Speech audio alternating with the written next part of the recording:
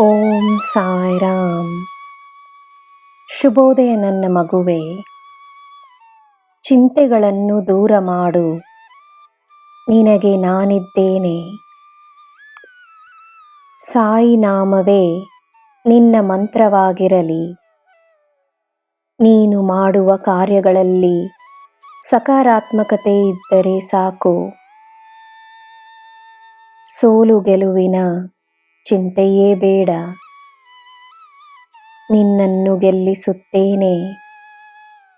ನಿನ್ನ ಶ್ರಮಕ್ಕೆ ಗೌರವವಿರುತ್ತದೆ. ನಿನ್ನ ತಾಳ್ಮೆಗೆ ಫಲವಿರುತ್ತದೆ. ಪೂರ್ಣ ಮನಸ್ಸಿನಿಂದ ನೀನು ನಿನ್ನ ಕೆಲಸವನ್ನು ಮಾಡು. ಎಲ್ಲ ಒಳ್ಳೆಯದಾಗುತ್ತಿದೆ ಎಂದು ನಂಬು. ನಿನ್ನ ದಿನ ಶುಭವಾಗಿರಲಿ. ಸರ್ವಂ ಸಾಯಿಮಯಂ. ಜೈ ಸಾಯಿರಾಮ್.